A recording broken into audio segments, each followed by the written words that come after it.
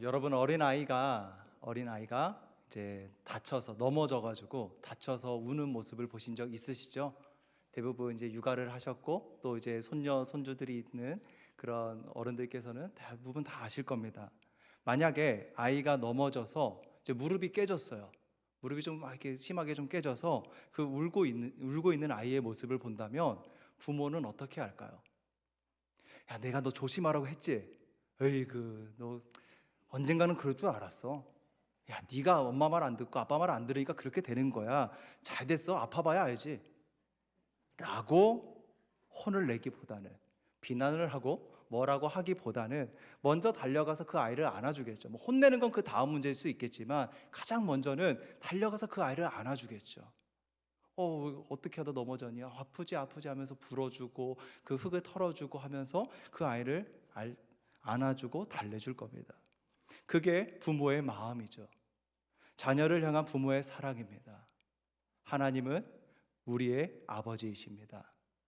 우리가 넘어지고 실패하고 하나님을 떠나 죄에 빠질 때도 우리를 먼저 긍휼히 여기시는 아버지 하나님. 오늘 우리가 함께 나누는 말씀 호세아서를 보면 하나님이 어떠한 사랑으로 우리를 대하시는지 알 수 있습니다. 이스라엘 백성이 하나님을 떠나고 하나님을 배신했지만 하나님은 여전히 그들을 사랑하세요. 그들의 죄를 보시며 아파하시고, 그렇지만 결국 긍휼로 다시 그들을 품어주시죠. 오늘 함께 받는 본문 호세아서의 시작은 도저히 이해할 수 없는, 도저히 할 수 없을 것 같은 그러한 명령으로 시작이 됩니다. 하나님께서 호세아 선지자에게 명령을 하시는데 이런 명령을 하시죠. 음란한 여인을 아내로 맞이하라. 누구를요? 그냥 일반적인 여인이 아니고, 내가 그동안 사랑해왔던 여인이 아니고 음란한 여인을 아내로 맞이하라. 즉 배신할 게 뻔한 여인, 도저히 사랑하기 어려운, 도저히 사랑할 수 없을 것 같은 여인을 사랑하라라는 겁니다. 하나님께서 처음으로 호세아에게 말씀을 하시는 건데 주시는 말씀이 이거예요. 여러분 어떠세요? 만약에 여러분들께서 이 말씀을 받으신다면 순종하실 수 있겠습니까? 순종하실 수 있으시겠어요? 하나님은 호세아에게 가혹하리만치 어려운 명령을 하시네요. 좀 더 정확하게는 단지 그냥 맞이해라, 데리고 살기만 해라 라는 정도가 아니에요. 가서 음란한 여자를 맞이하여 음란한 자식들을 낳으라. 그 여인을 사랑해라 라는 겁니다. 사랑하기도 어려운 여인, 받아들이기도 어려운 여인, 그 여인을 받아들여서 그 여인을 사랑해서 그 여인과 동침하여 자식을 낳으라 라고 말씀하시는 거예요. 하나님과 이스라엘의 관계를 보이시는 겁니다.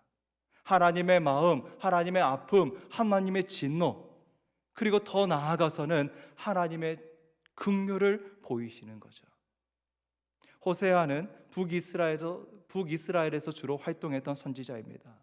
그가 활동할 당시 북이스라엘은 여로보암 2세가 이제 통치하고 있을 때이고, 남유다는 우시야, 요담, 아하스, 히스기야 왕으로 이어지는 시대였어요. 호세아 선지자가 활동을 시작하던 여로보암 2세 때는 정치적으로나 경제적으로 굉장히 부강하고 부유하고 번성하던 때였습니다. 그게 어느 정도 그랬냐면 다윗이 통치하던 때에 온 나라 다른 이방 민족들이 벌벌 떨었다라고 하거든요. 그렇게 그만큼 부강하고 그만큼 경제적으로 부유했던 황금 시대라고 말할 수 있을 만큼 너무너무 부강하고 부유했던 번성했던 때가 이 여로보암 2세 때입니다. 그러나 반대로 영적으로는 타락한 시대였어요. 외적으로는 눈으로 보여지기에는 너무너무 부강하고 너무너무 번성하고 너무너무 잘 나가는 것 같아요. 잘 되는 것 같아요. 그러나 그들은 영적으로 죽어 있었습니다. 그들은 영적으로 죽음의 시대였어요. 타락한 시대였습니다. 하나님을 떠났습니다. 왕부터 백성까지 바알과 아세라를 섬깁니다. 그 삶에 말씀이 없어요. 방탕, 음란, 속임, 불의, 포악, 이러한 단어들이 그 시대를 설명하는 단어들입니다. 인애와 자비가 사라지고요, 공의와 정의가 사라진 시대. 결국 이 북이스라엘은 아수르의 손에 멸망하게 되죠. 하나님이 이 북이스라엘을 아수르의 손에 그냥 던져버리셨어요.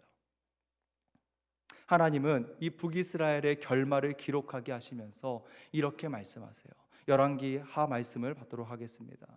열왕기하 17장 7절과 8절 말씀에 이렇게 말씀합니다. 이 일은 이제 북이스라엘이 멸망한 다음이에요. 이 일은 이스라엘 자손이 자기를 애굽 땅에서 인도하여 내사 애굽의 왕 바로의 손에서 벗어나게 하신 그 하나님 여호와께 죄를 범하고 또 다른 신들을 경외하며 여호와께서 이스라엘 자손 앞에서 쫓아내신 이방 사람의 규례와 이스라엘 여러 왕이 세운 율례를 행하였음이라. 여러분, 이들에겐 분명한 법이 있었습니다. 이들에게 법이 없지 않았어요. 말씀이 없지 않았습니다. 하나님이 주신 율법, 하나님의 말씀이 이들에게 있었습니다. 그럼에도 이들은 이방 사람의 규례와 왕이 세운, 사람이 세운 율례를 따랐다라고 합니다. 하나님의 율법에 매이고 싶지 않아요. 율법을 따르고 싶지 않아요. 복은 누리고 싶은데, 복은 받고 싶어요. 하나님이 말씀하신 그 복은 누리고 싶지만 내 마음대로 살고 싶어요. 내가 원하는 정도만 듣고 싶어요. 세상도 누리고 즐기고 싶어요. 그러니 하나님의 율법이 아닌 사람의 법을 따릅니다. 그리고 이어서 15절부터 17절에 이렇게 기록되어 있습니다. 여호와의 율례와 여호와께서 그들의 조상들과 더불어 세우신 언약과, 제가 읽겠습니다. 언약과 경계하신 말씀을 버리고 허무한 것을 뒤따라 허망하며 또 여호와께서 명령하사 따르지 말라 하신 사방 이방 사람을 따라 그들의 하나님 여호와의 모든 명령을 버리고 자기들을 위하여 두 송아지 형상을 부어 만들고 또 아세라 목상을 만들고 하늘의 일월 성신을 경배하며 또 바알을 섬기고 또 자기 자녀를 불 가운데로 지나가게 하며 복술과 사수를 행하고 스스로 팔려 여호와 보시기에 악을 행하여 그를 경노하게 하였으므로 버리고 애굽 땅에서 인도하여 내셔서 애굽의 왕 바로의 손에서 벗어나게 하신 하나님을 버렸습니다. 말씀을 버렸습니다. 율법을 버렸습니다. 만들고 자기들을 위하여 우상을 만들어 섬겨요. 심지어 우상의 제단에 제사를 지내다가 자기 자식들까지도 우상의 불 앞에 다 태워버리는 악을 행했다라고 합니다. 여러분, 부모에게는 그래도 자기 자식을 소중하게 여기고 아끼는, 정말 보호하려고 하는 강력한 본능이 있지 않나요? 모성애, 부성애라고 하잖아요. 그런데 탐욕이 강하니까 이 본능을 꺾어버려요. 나의 행복을 위해서 자식을 우상의 불에 태우는 짓을 누가 했다고요? 하나님의 백성들이 했어요. 하나님의 백성, 선민이라고 하는 그들이 이 짓을 행했습니다. 한번 여쭤보겠습니다. 여러분, 이들 하나님의 백성 맞습니까? 이 정도 되면 이 백성들 회복이 가능할까요? 하나님은 이 모든 것을 다 보고 계신 겁니다. 이 끝에는 심판밖에 없어요. 심판받기 전에, 아수르에 짓밟히기 전에, 종살이 하기 전에 빨리 돌아와야 됩니다. 빨리 돌아와야 돼요. 깨달아야 돼요. 그러니 하나님은 호세아를 부르셔서 말도 안 되는 말씀을 하시는 겁니다. 음란한 여자를 아내로 맞이하여 음란한 자식들을 낳으라. 여러분, 이게 얼마나 기가 막히고 수치스러운 일인가요? 어떻게 주의 종이 음란한 여자와 살고, 선지자인데, 하나님이 부르신 선지자인데, 그 시대의 선지자인데 어떻게 음란한 여자와 살고 음란한 자식을 낳아 기르겠어요? 숨막히고 수치스러운 일 아닙니까? 호세아의 모습을 통해서 하나님 말씀하시는 거예요. 그만큼 하나님이 이스라엘과 남유다 가운데 사시는 게 숨막히고 수치스러우신 거예요.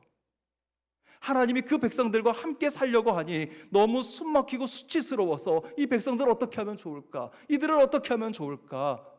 그래서 처음 부르시는 종에게 하시는 말씀이 음란한 여인을 맞이하여 음란한 자녀를 낳으라. 사랑하는 여러분, 하나님이 우리를 보시면서, 이 땅을 보시면서도 이러한 마음이시면 어떠죠? 하나님이 이 땅을 바라보시면서도 우리를 바라보시면서 이 마음이면 어쩌죠? 그렇게 수치스러운 아내를 맞이해서 수치스러운 자녀를 낳았더니 하나님의 이름은 얼마나 귀엽고 예뻐요. 근데 하나님이 이름을 붙여주시네요. 너무 좋은 이름 붙여주셨겠죠? 뭐라고 붙여주시죠? 첫 번째 아들의 이름은 이스르엘. 이스르엘. 이스라엘 아닙니다. 이스르엘. 이스르엘은 하나님께서 흩으신다, 하나님께서 심으신다, 뭐 이런 의미가 있어요. 흩으실 수도 있고 심으실 수 있는 하나님께서 이스라엘이라고 명하시고 친히 세우신 이 민족을, 이 백성을 다 흩어버리시겠다라는 것입니다. 다 흩어버리시겠다. 그 다음에 또 아이를 낳았더니 이번에는 딸이에요. 너무 예쁠 거예요. 저는 딸만 둘이거든요. 너무 예뻐요. 딸이니까 너무 예쁠 거예요. 이 딸의 이름, 하나님이 또 딸의 이름을 지어주세요. 어떤 이름을 지어주실까? 그 이름 기대하면서 봤는데 그 이름이 로루하마. 그냥 들었을 때 뜻을 모르면 이름은 좀 예뻐 보이죠. 로루하마. 로는 히브리어로 아니다 하는 뜻입니다. 아니다. 루하마는 라함이라는 단어에서 왔는데 긍휼 또는 머리를 쓰담쓰담한다, 머리를 쓰다듬는다 하는 뜻이에요. 즉 이런 겁니다. 엄마가 아이를 낳고요, 그 아이가 너무 예뻐요. 그러니 그 볼을 만지고 그 볼에 뽀뽀도 하고 너무너무 사랑하는 모습, 그 모습이 라함의 모습이라고 할 수 있어요. 그런데 하나님이 자식을 낳았더니 딸이 나왔는데 딸이 태어났는데 이름 붙이시기를 로루하마, 나 너 안 예뻐할 거야. 나 너 예뻐하지 않을 거야. 나 너 사랑하지 않을 거야. 이게 이름이에요. 그리고 셋째 또 아들을 낳았어요. 아들을 낳았습니다. 그런데 또 이름을 주시기를 뭐라고 주세요? 로암미. 이제 로가 붙으면 어려운 단어라는 거 아시겠죠? 좀 마음을 힘들게 하는 단어라는 거 아시겠죠? 로암미. 암미는 나의 백성이라는 뜻인데 거기에 로가 붙으면 무슨 말입니까? 더 이상 너는 내 백성 아니다. 더 이상 너희는 나의 백성이 아니다. 이스르엘, 로루하마, 로암미. 무시무시한 말씀이죠. 그러면 이제 이스라엘은 끝장났을까요? 북이스라엘과 이 남유다는 완전히 끝장난 걸까요? 하나님은 이스르엘, 로루하마, 로암미를 말씀하시면서도 계속해서 그러나 라고 말씀하세요. 그러나 호세아 1장 7절에 이렇게 말씀합니다. 그러나 내가 유다 족속을 긍휼히 여겨 그들의 하나님 여호와로 구원하겠고. 유다 족속을 긍휼히 여기신다고 합니다. 북이스라엘은 심판을 받을지라도 그 땅을 향한 하나님의 구원 계획은 끝나지 않았어요. 어떻게 구원을 하시죠? 활과 칼이나 전쟁이나 말과 마병으로 구원하지 아니하리라. 우리를 불쌍히 여기시는 하나님께서 하나님 여호와 그 자신의 이름을 내세워 구원을 이루시겠다라고 말씀합니다. 이것이 하나님의 긍휼입니다. 그리고 또 10절 말씀에 이렇게 말씀합니다. 그러나 이스라엘 자손의 수가 바닷가의 모래같이 되어서 헤아릴 수도 없고 셀 수도 없을 것이며 전에 그들에게 이르기를 너희는 내 백성이 아니라 한 그곳에서 그들에게 이르기를 너희는 살아계신 하나님의 아들들이라 할 것이라. 내 백성이 아니다 라고 했지만 다시 너희는 내 백성이다 하시겠다라는 겁니다. 하나님의 긍휼입니다. 나는 신앙생활을 잘 못하니까 하나님이 날 싫어하실 거야. 나는 너무 부족해서 하나님의 은혜를 받을 자격이 없어. 때로는 우리가 이 마음에 빠질 때가 있어요. 이 마음이 들 때가 있어요. 그러나 아니요. 하나님의 긍휼은 우리가 자격이 있어서 주어지는 것이 아니라 하나님이 사랑하시기로 결정하셨기 때문에 주어지는 겁니다. 내가 어떠한 모습이었든지 내가 어떠한 모습이든지 하나님이 사랑하시기로 결정하셨기 때문에 구원하시는 것, 그것이 하나님의 긍휼입니다. 그래서 2장 1절에 보면 너희 형제에게는 암미라 하고 너희 자매에게는 누하마라 하라. 아멘. 수치를 견딜 수가 없어서 이스르엘, 로루하마, 로암미라는 이름으로 하나님의 분노를 표현하셨지만 그러나 그 백성을 포기할 수 없으신 하나님, 그러니 로루하마, 긍휼을 거두시겠다, 내가 더 이상 너를 사랑하지 않겠다 하셨지만 결국 하나님은 긍휼을 거두지 않으셨습니다. 로 암미 내 백성이 아니다 라고 하셨지만 다시 암미 내 백성이다 라고 말씀하세요. 하나님의 긍휼입니다. 사랑하는 여러분, 하나님의 긍휼이 구원을 이루시는 하나님의 방법인 줄 믿습니다. 그러면 이 긍휼이 가장 완전하게 이루어진 곳이 어디죠? 바로 예수 그리스도의 십자가입니다. 에베소서 2장의 표현대로 한다면 우리는 본질상 진노의 자녀였어요. 우리는 본질상 진노의 자녀였다라고 말합니다. 하나님을 버리고 말씀을 버리고 자기를 위하여 우상을 만들고 스스로를 죄에게 팔아버리고 죄의 종노릇하며 사는 삶, 하나님을 알지 못하고 사는 모습, 이것이 죄인의 한계입니다. 그러나 하나님은 그 죄인을 포기하지 않으세요. 포기하지 않으셨어요. 에베소서 2장 4절과 5절 말씀을 받으시죠. 이렇게 말씀합니다. 긍휼이 풍성하신 하나님이 우리를 사랑하신 그 큰 사랑을 인하여 허물로 죽은 우리를 그리스도와 함께 살리셨고 너희는 은혜로 구원을 받은 것이라. 아멘. 긍휼이 풍성하신 하나님이 내가 한 것은 없어요. 내가 할 수 있는 것도 없어요. 본질상 진노의 자녀였던 이 죄인을 긍휼이 풍성하신 하나님께서 긍휼히 여겨주셔서 구원하셨습니다. 여러분, 우리가 신앙생활 한다 했을 때 우리는 이것을 우리 마음에 날마다 새겨야 돼요. 내가 잘나서, 내가 잘했기 때문에, 내가 기도를 더 했기 때문에, 내가 말씀을 더 알았기 때문에 하나님이 나를 구원해 주신 것이 아니고, 나는 아무것도 할 수 없었고 나는 아무것도 할 수 없지만 긍휼이 풍성하신 하나님께서 나를 불쌍히 여기셔서, 이 죄인을 불쌍히 여기셔서 본질상 진노의 자녀와 같았던 이 죄인을 구원해 주신 것이다. 여러분, 우리의 신앙의 출발점은 여기서 출발해야 돼요.